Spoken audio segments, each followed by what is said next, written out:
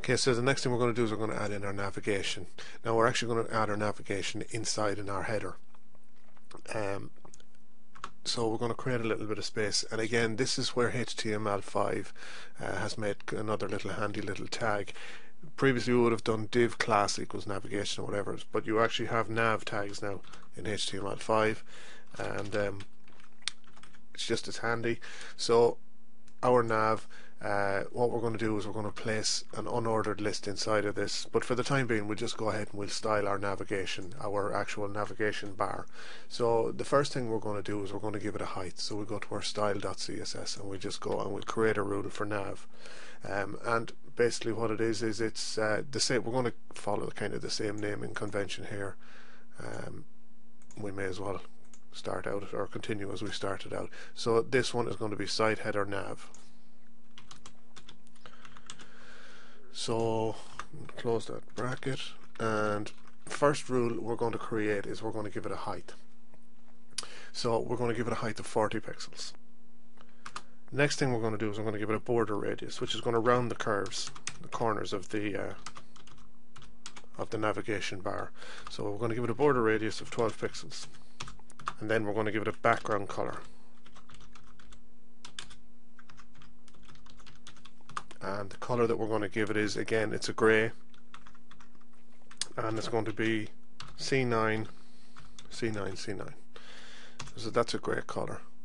So if we save that now and we put it up to the server and we refresh,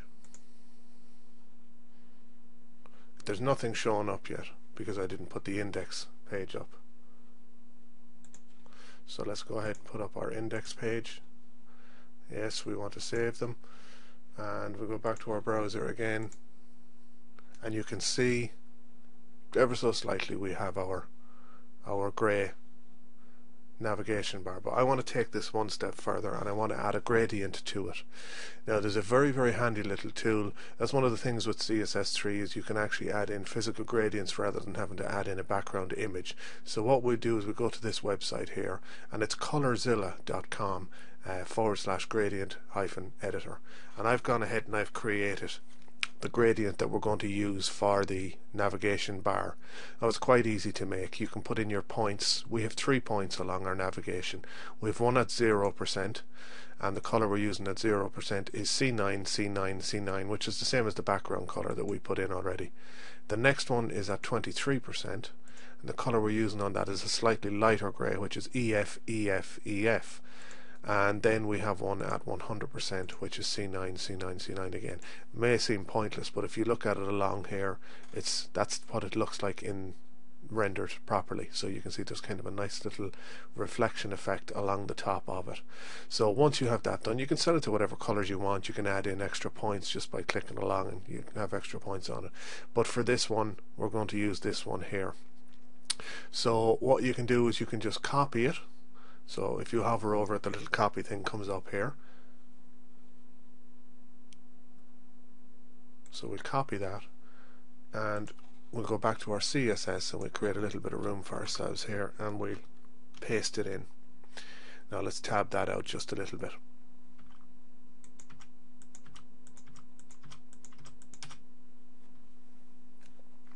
And what it's actually done here, it's gone ahead and it's created rules for the different browsers, which is something that we're actually going to do next for the border radius property, because we have to do this. We have to give rules because it doesn't work in every single browser, so we have to kind of define what we're going to do for each individual browser. So as you can see, we have our one for our WebKit, which is pretty straightforward. WebKit, it's hyphen before and hyphen after, and we'll paste in our rule.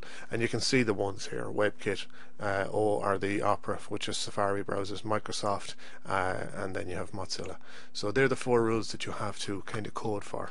So the next one we're going to put in is Moz, and then the next one we're going to put in is for Opera, and then the last one we're going to put in is for Microsoft. So that makes sure that the border radius property works in all browsers. So we have that's our background pretty much sorted. So we'll save that and we'll put it up to our server, and we'll refresh it in the browser, and you can see we have our background. Now it's still kind of lost against it, but we're going to kind of do a little bit more to it to bring it off the page just a little bit. So what we're going to do is we're going to add a border to it. And what I'm going to do is, rather than actually adding a hashtag color in here, because I've kind of tweaked it the way I want it, I'm going to use the RGB color, which allows for a certain amount of transparency as well.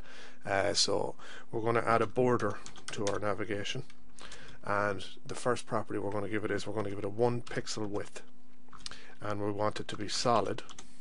And then we want it to be the color of, and this is where the RGBA color comes in. So it's RGBA, and then you open and close your brackets, and then you give it its parameters. So the first one is 120. Now this is the actual color that we're putting in here, and how I did this, and I'll show you afterwards how I did this. Actually, it's a feature in the Chrome browser that you can go in and you can tweak colors, and you can fiddle with the transparency of it. So that's the color itself. And the next property we're going to give it is its transparency. So we're giving it a transparency of 0.5, which is basically 50%. So it's kind of a black color that we're making a little bit lighter. So that's our first property. The next thing we want to do is we want to give it a box shadow. And actually I should be putting that on the next line just to kind of keep going with the rest of the document.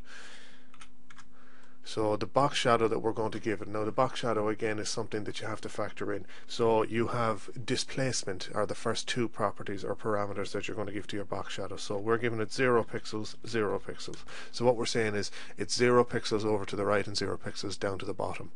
Now if you wanted to change that, you can give 1 pixel, whatever, but it's just the distance that it spreads it from the right and from the top. And the next one that we're going to give it then is we're going to give it the spread, which is how far or how big of a shadow it's going to give it. And in this case I want to give it 25 pixels of a shadow.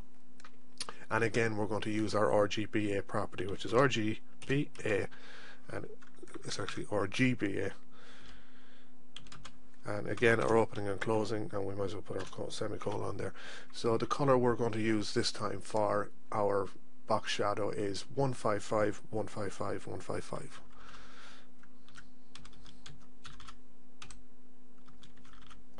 And the transparency that we're going to allow for this again is 0.5 or 50%. It's the same thing, but we work in 0.5 in decimal places in here rather than in percentages.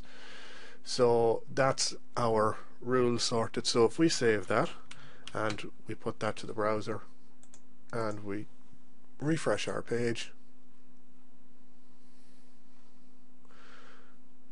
it didn't like it. There's something wrong there. Okay, so I discovered I had a mistake here. I hadn't the comma put in after the 119 value for the border. So if we go back in and we look at that in the browser now, you can see ever so slightly there's a faint outline around our navigation bar which lifts it off the background.